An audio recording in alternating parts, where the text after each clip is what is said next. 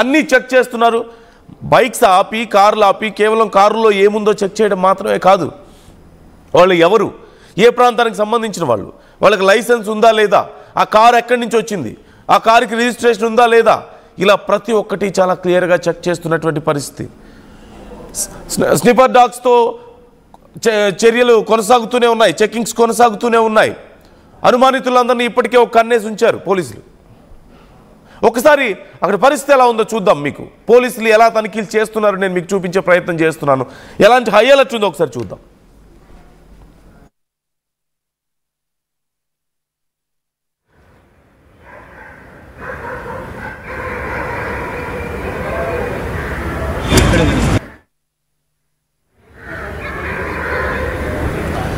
హైదరాబాద్లో ఎందుకు ఇంత భారీ తనిఖీలు చేస్తున్నారు? హై అలర్ట్ ఉండడం వరకు ఓకే, కానీ సహజంగా సీక్రెట్ ఏజెన్సీస్ పనిచేస్తూ ఉంటాయి. కానీ డైరెక్ట్గా పోలీసులే రోడ్ల మీదకి వచ్చి వాహనాలు ఆపి డిక్కీలు ఓపెన్ చేయించి మరీ చెక్ చేస్తున్నారు.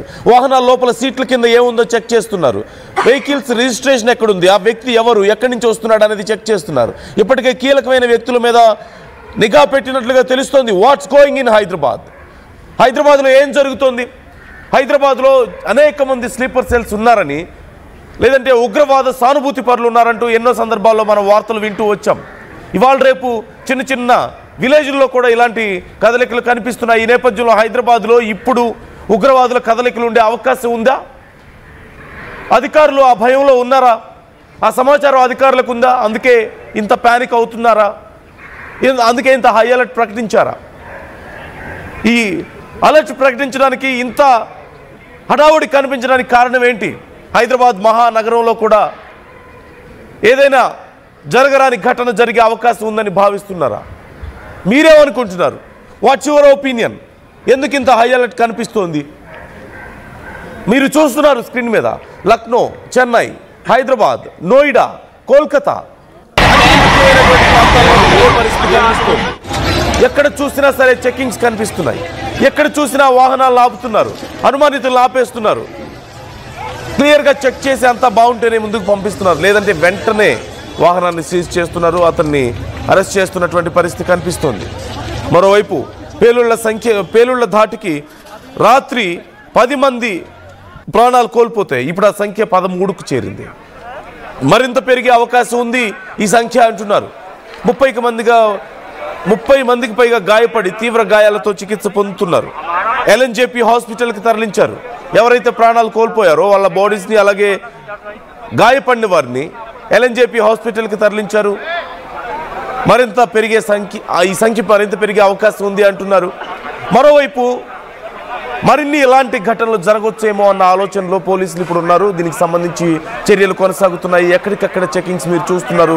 ఎక్కడికక్కడ మొత్తం చెక్ పోస్టులు పెట్టేశారు. కీలకమైనటువంటి ప్రాంతాల్లో బయటకు వెళ్లే వాళ్ళైనా లోపలికి వచ్చే వాళ్ళైనా సరే క్లియర్గా ఉంటేనే అలౌ చేస్తున్నారు, లేదా వెంటనే చర్యలు తీసుకుంటున్నారు. ఒక్కసారి మీరు స్క్రీన్ మీద చూస్తున్నారు పరిస్థితి. హైదరాబాద్లో, ఢిల్లీలో, లక్నోలో, కోల్కతాలో, చెన్నైలో పరిస్థితి ఎలా ఉందో మీరు ఒకసారి చూస్తున్నారు. నిన్న జరిగినటువంటి ఆ బ్లాస్ట్కి సంబంధించి ఇప్పటికే పోలీసులు విచారణ చేస్తున్నారు. ఖచ్చితంగా ఉగ్ర కోణం ఉందన్నటువంటి ఆలోచనలో ఉన్నారు. ఉగ్ర కోణం ఉందన్నటువంటి ఆలోచనలో పోలీసులు విచారణ చేస్తున్నట్లుగా తెలుస్తోంది. మరోవైపు దేశవ్యాప్తంగా ఆయా ప్రాంతాల్లో ఉన్నటువంటి ఎక్కడెక్కడైతే స్లీపర్ సెల్స్ కదలికలు ఉంటాయో అక్కడ అలర్ట్ చేశారు, నిఘా పెంచారు. కీలకమైనటువంటి వ్యక్తులు ఎవరెవరి మీద అయితే అనుమానాలు ఉంటాయో వాళ్ళందరినీ ఇప్పటికే అదుపులోకి తీసుకుంటున్నట్లుగా తెలుస్తోంది. స్నైపర్ డాగ్స్ని తీసుకొచ్చారు. మీరు చూస్తున్నారు స్నిఫర్ డాగ్స్తో ఇప్పటికే ఎక్కడికక్కడ తనిఖీలు చేపడుతున్నటువంటి పరిస్థితి కనిపిస్తుంది. బట్ ప్రజలు జాగ్రత్తగా ఉండండి. People should be careful about this. ఎందుకంటే ఎప్పుడు ఎలాంటి పరిస్థితి ఉంటుందో తెలీదు, ఎక్కడ ఏం జరుగుతుందో తెలియని పరిస్థితి ఉంది. So you should be careful. And మీకేదైనా సరే అనుమానం ఉంటే వెంటనే పోలీసులకు సమాచారం ఇవ్వండి, నిఘా సంస్థలకు సమాచారాన్ని చేరవేయండి. ఏ వ్యక్తి మీదైనా, ఏ కదలిక మీదైనా మీకు అనుమానం ఉందా అలర్ట్ చేయండి పోలీసుల్ని, వెంటనే సమాచారం ఇవ్వండి.